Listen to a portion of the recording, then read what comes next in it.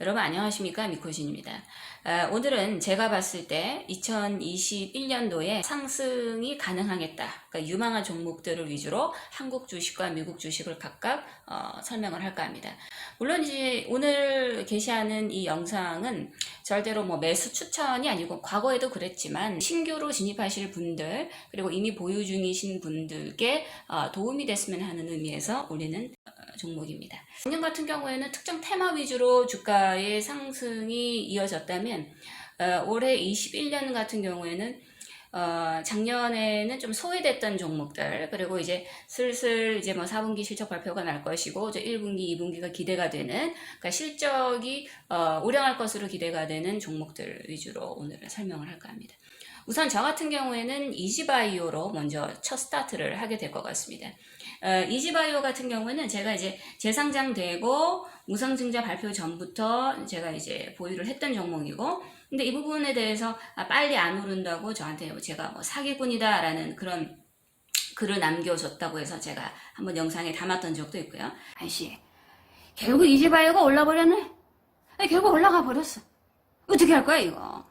아이씨, 이지바이오가 급등을 해버렸네? 이거 어떻게 할 거야? 그리고 아이씨, 말씀이 조금 섭섭하시네. 아이씨, 사기가 뭐예요, 사기가? 나는 아저씨한테 사기를 친 적이 없어요, 아이씨. 그런데 결국 올라가 버렸죠.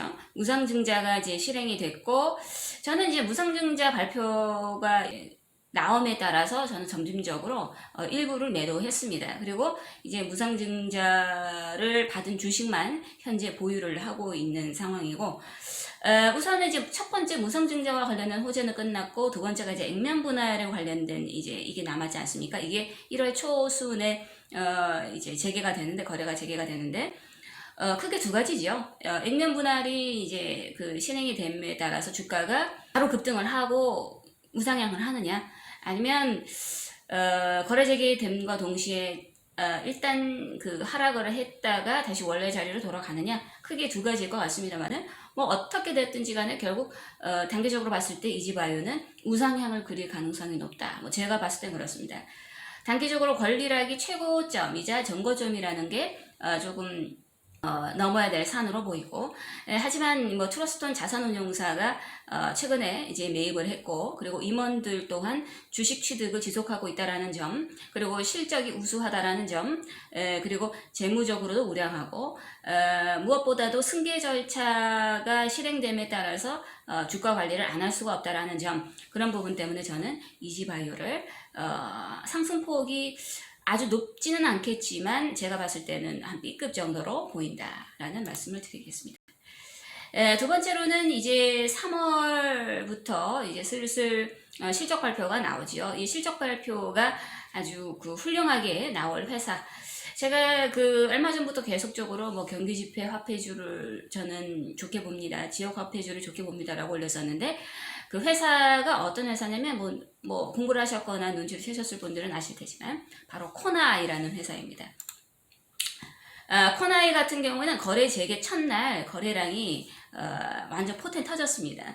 근데 현재 박스권을 이제 이루고 있고, 이제 거래 재개된 이후에 계속 박스권을 이루고 있고, 물론 이제 거래 재개 기준가보다는 가격이 높게 현재 이제 지지를 해주고 있고, 좋은 점은 이제 기관의 매수세가 소량이지만 꾸준히 매입되고 있다라는 점, 그리고 이 거래 재개가 됐다라는 것은 결국 예전에 거래가 정지가 됐다라는 건데, 거래 정지가 됐던 이유가 회사의 어떤 실질적인 문제라기보다는 절차상의 어떤 그 오해성이 있는 문제 때문에 감사 의견을 한정을 받았다가 다시 그 관종으로부터도 해제가 된 그런 회사입니다.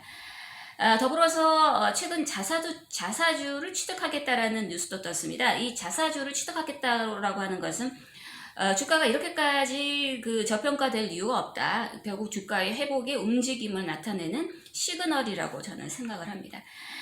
게다가 현재 2020년의 실적의 상반기가 굉장히 좋았기 때문에 하반기도 지속된다라고 봤을 때 4년 만에 흑자 전환된다라는 소식도 접했고, 더불어서 이 코나이라는 회사는 각 지역마다 코나이가 많이 활용되고 있고, 대표적인 경기 지역 화폐의 운용사라고도 알려져 있습니다. 단순하게 이제 지역 화폐만을 창출하는 회사가 아니고 플랫폼 사업으로서 매출액이 9배나 성장할 가능성이 있다. 글로벌 시장도 확장되고 있다. 이미 사실상 정상 궤도에 올랐고 이제는 수익성을 극대화하는 단계다라고 저는 알고 있습니다. 이제 코나이가 2021년 지역 화폐 발행 규모가 2배 늘어나고 결제 플랫폼에서 통합 결제 플랫폼으로 진화하는 가운데 실적 턴어라운드가 주목된다. 내년 지역 화폐 발행액은 18조 원 규모로 올해 발행된 9조 원에 비해 2배가 늘어날 전망이다. 그래서 저는 이제 코나이를 실적, 그러니까 4분기 실적, 1분기 실적이 대표적으로 좋을 회사로 봅니다. 코나이는 우선 제가 개인적으로 봤을 때는 단기 A급으로 보입니다. 이제 우리 한국에 코나이가 있다면 미국에는 실적 개선주로서 RXT, 렉스페이스 테크놀로지라는 회사가 있고, 두 번째로는 제가 매번 설명을 합니다만 로스타운 모터스가 있습니다. 그리고 세 번째로는 우버가 있는데요.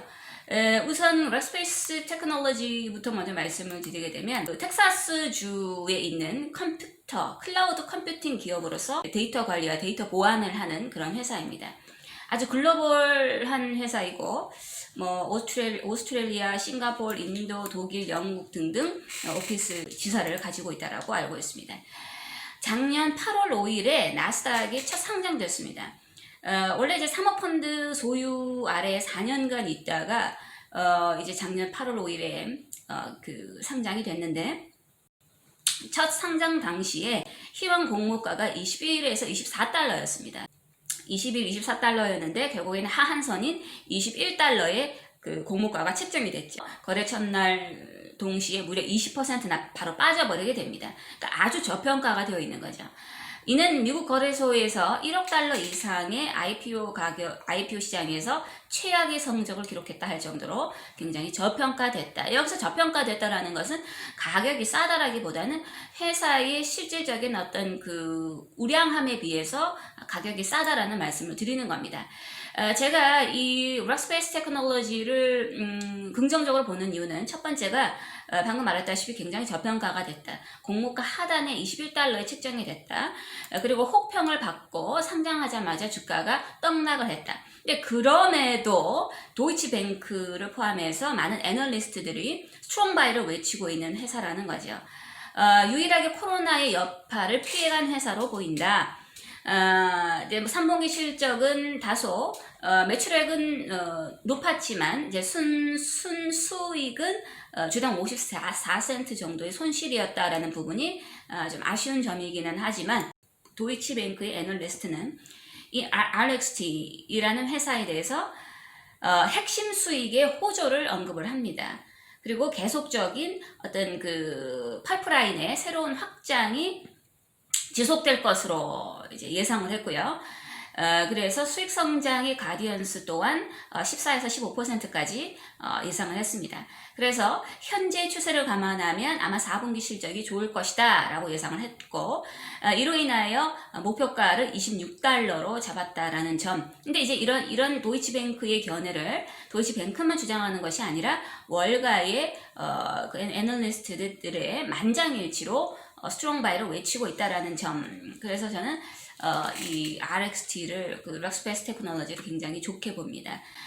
이제 당면한 과제가 하나가 있다면 2월 9일에 실적 발표가 예정이고 아마 2월 1일에 락업 해제가 된다고 하는데, 고비를 넘긴다면 저는 렉스페이스가 궁극적으로 여기는 28달러라고 하지만 그 이상 저는 40달러 선까지 충분히 상승할 여력이 있는 회사라고 봅니다. 더불어서 아마존이 렉스페이스의 지분 일부를 인수한다라는 소식도 있었지요. 그로 인해서 렉스페이스가 그 당시 한번 주가가 튕겼던 적이 있습니다. 다만 아쉬웠던 점이 협상하는데 조금 시간이 걸릴 거라는 점. 그만큼 렉스페이스가 우수한 기업이라는 것은 나타내는 반증이기도 하기 때문에 저는 RXT를 훌륭하게 보는 편입니다. 두 번째로는 로스타운 모터스. 로스타운 모터스도 우수하게 보죠. 그러니까 제가 로스타운 모터스를 매수를 한 이유는 니콜라의 어떤 해지 개념이라고 하나 할까요? 그러니까 니콜라가 사실 GM과의 뭐 영원한 건 아니지만 일시적으로 지금 이제 그 협력이 파토가 된 상황이지 않습니까? 근데 그럼에도 로스타운 모터스라는 회사는 GM과의 협력이 지속되고 있다라는 점. 그래서 이 부분에 대해서는 니콜라하고는 조금 반대된다. 그래서 저는 해지 개념으로 로스타운 모터스를 우수하게 보고 있고, 전기차를 이제 생산하는 회사임에도 불구하고 신규 상장된 회사입니다. 근데 그럼에도 가시적 성과가 현재 눈에 띄고 있지요. 뭐 LG하고 GM뿐만 아니고 포스코 케미칼도 합작사가 되어가지고 사전 예약이 5만 대나 달성을 했다라는 그런 소식도 있었습니다. 그래서 인듀런스가 사전 예약 물량 5만 대를 기록하며 높은 호응을 얻었다. 이는 연방, 주정부, 군대 등의 관심을 보인 물량을 제외한 수치로 2021년 9월부터 배송이 시작된다는 것입니다. 궁극적으로 실적이 바로 나올 가능성이 높죠.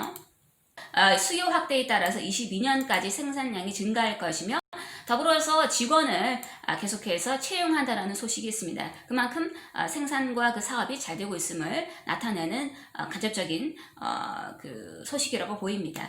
더불어서 전기차 투자 계획도 언급을 했고, 설비 투자를 확대한다는 것은 역시 그만큼 생산량이 잘 된다는 것이죠. 얼마나 이 차 생산량이 잘 되면 설비 투자를 확대하겠냐라는 말인 거죠.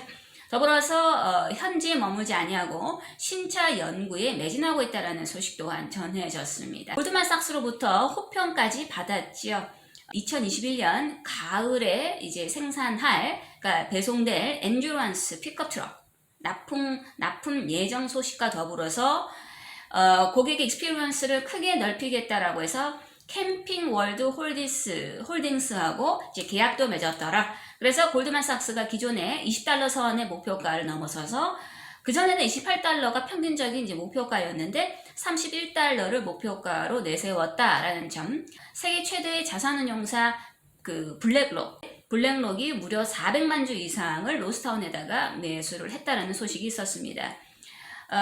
이 블랙록에서 다른 주식도 샀지만 그 중에서도 특히 전기차 관련 주식을 샀고, 그 중에서도 로스타운 모터스 주식을 가장 많이 샀더라라는 매력적인 뉴스도 있었고요. 개인이 아닌 상업용 차량을 5만 대 주문받았다라는 점을 굉장히 매력적으로 본 것입니다. 그런 부분들이 저는 이제 결국 이 로스타운 모터스를 매력적으로 보는 바이고, 그 다음으로는 미국 주식으로 우버도 상당히 저는 우수하게 봅니다. 그러니까 우버는 제가 이미 사실상 수익률을 50% 이상 현재 이제 그 달성하고 있는 상황입니다. 충분히 캘리포니아로부터의 이제 그 캘리포니아에서 사업을 지속적으로 영위할 수 있다라는 핵심적인 불확실성이 우선 제거됐다라는 점이 현재까지 주가를 상승하게 한 원동력이고, 실적을 보여줘야 할 시기이다라고 해서 저는 계속해서 현재 보유를 홀딩을 하고 있는 상황인 것이고, 매도하지 않고 현재 계속 보유 중인 이유는 첫 번째 근거로 글로벌 투자은행에서 우선 그 윌리엄 블레어가 찍은 내년 최고의 주식이 우버다라고 눈길을 꼽았지요. 우선은 코로나로 인해서 차량 호출 부문에서 수익이 크게 줄었지만 그럼에도 불구하고 이것을 상쇄시킬 만한 음식 배달 사업, 그러니까 우버이츠에서 코로나의 수혜를 받았고, 더불어서 안정적인 성장세도 보였다라는 점. 2, 3분기에 세 자릿수의 배송과 예약 증가를 보였고 4분기도 이런 성장세를 이어나갈 것으로 보인다라는 점. 그래서 3분기 이후에 코로나19 저점에서 반등세가 뚜렷해서 내년에도 상승 여력이 있다라고 해서 추천을 했습니다. 이게 이제 2020년 12월 29일인 거죠. 또 다른 기사를 보게 되면 영국의 변이 바이러스 확산 쇼크에도 우버와 리프트는 주가 전망이 밝을 것이라고 보도를 했다. 봉쇄 기간에도 우버이츠는 비즈니스를 확대할 수 있었다. 역시 차량 호출은 조금 이제 수익률이 저조했지만 우버이츠로부터 음식 배달 사업으로 인해서 그 손실을 만회할 수 있었다라는 점. 그래서 실적 전망이 밝음을 간접적으로 시사하는 문구입니다. 그런데 이제 이걸 떠나서 사실 이 부분만 가지고 우버의 미래를 단순하게 예측할 수는 없을 것이라고 생각을 합니다. 좀 더 객관적으로 한 발짝 물러서서 우버를 보게 되면 우버는 현재 선택과 집중 단계에 도래되어 있다라는 것이죠. 돈 먹는 하마인 세 가지 사업을 포기했습니다. 마이크로 모빌리티라는 사업, 그리고 자율주행 사업, 그리고 도심 항공을 포기를 한 것이죠. 이것은 이제 불확실한 수익성을 내는 그러니까 적자만 발생시키는 사업을 모두 다 제거하겠다라는 겁니다. 이제는 수익을 극대화할 단계라고 우버는 생각을 한 것 같습니다. 실제로 우버가 3분기 실적을 보게 되면 차량 공유 사업의 분기 조정 순매출이 13억 7천만 달러로 전년 대비 무려 52%가 줄었지만 우버이츠를 바탕으로 전년 대비 190% 급상승을 했다. 그런데 비행 택시 자율주행으로 연구개발 비용이 손실액의 50%를 차지했고 우버에 따르면 우버 ATG와 우버 엘리베이트에서만 발생한 순손실이 무려 3억 3천만 달러였다. 그러니까 불확실한 사업은 이제는 접겠다라는 것이죠. 그래서 흑전하고자 하는 의지가 피력되는 것으로 보인다 이 말이죠. 그로 이제 어디에 집중을 하냐면 이제 역시 호출 사업과 배달 산업에 집중을 하겠다. 좀 더 생활 밀착형 사업에 집중을 하겠다라는 것을 알 수 있습니다. 뭐 자율주행을 안 하고 이제 호출 사업과 우버이츠 사업에만 몰두를 한다면 결국 캐시카우에 집중을 하겠다라는 것인데 소프트뱅크가 이제 우버의 대주주지요.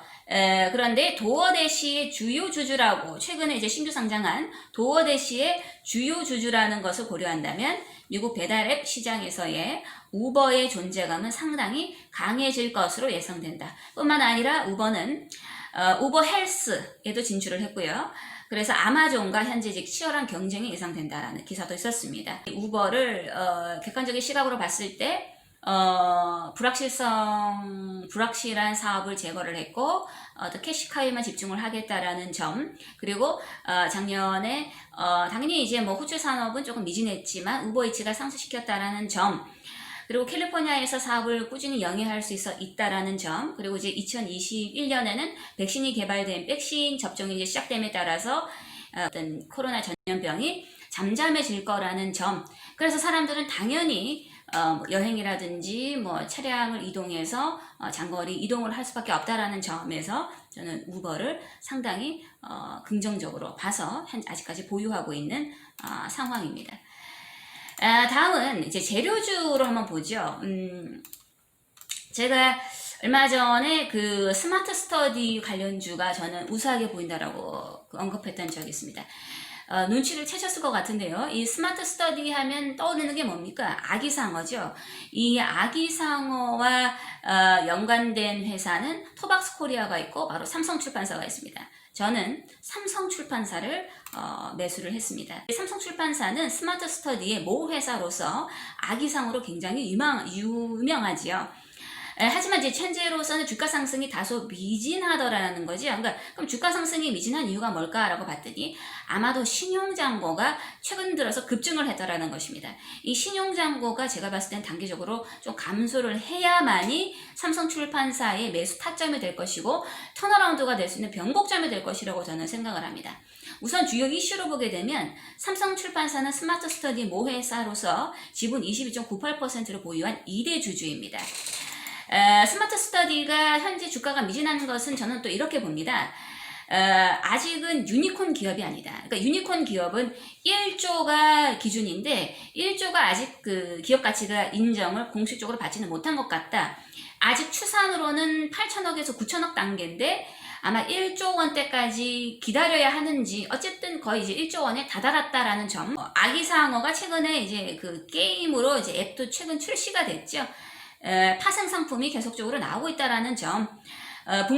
최근에 북미 진출을 해서 시청률 1위까지 박아버렸습니다. 스마트 스터디가 뿐만 아니라 스마트 스터디, 레드독 컬처 하우스에 100억 원대 규모를 투자했다라는 것은 넷플릭스의 본격적인 진출의 신호탄이다라는 거죠. 유튜브 채널과 더불어서 넷플릭스, 글로벌 OTT 등으로 자사 IP 팬들과의 접점을 지속적으로 확대할 계획이다. 스마트 스터디는 북미 최대 키즈 엔터테인먼트사 니켈로디언과 아기상어 애니메이션 시리즈를 공동 제작 중이다. 넷플릭스의 진출을 본격적으로 알리는 신호다라는 것입니다. 그래서 그 악의상으로 인한 파생 상품, 애니메이션 제작 그리고 게임 제작을 지속적으로 옆으로 확대하고 있다는 점입니다. 11월 달에는요, 나스닥 상장이 된다라는 소식과 더불어서 주가가 상한가 갔다가, 아니다, 나스닥 상장 아니다, 사실 무근이다라는 소식에 다시 주가가 이제 원래 자리로 되돌아왔는데, 그러니까 사실 아니땡 굴뚝의 연기가 나지는 않지요. 우선 스마트 스터디는 코스닥 상장을 하려고 하는 회사는 아니고, 코스피에 우선 상장을 하려고 하는 회사였습니다. 그런데 사실 우리나라에서 코스피 상장만으로도 기업 가치만 잘 받아도 모회사인 삼성출판사는 탄력받아서 상승을 할 수가 있습니다. 스마트 스터디는 미래에셋을 상장 주관사로 선정하고 2021년이죠. 상장을 추진할 예정이다. 상장 시 기업 가치는 1조 6천억 원을 뛰어넘을 수 있다는 전망이 나온다. 삼성출판사는 2대 주주며 스마트 스터디 상장 시 기업 가치가 1조 6천억의 평가를 받으면 삼성출판사 지분가치가 3천억 원에 육박한다라는 것입니다. 그런데 우리 국내 시장의 상장만 돼도 이 정도인데 만약에 나스닥 상장이 된다면 이는 말이 더욱 달라진다는 거죠. 아니라고 부인하더니 가능성이 있다라는 뉴스가 나왔습니다.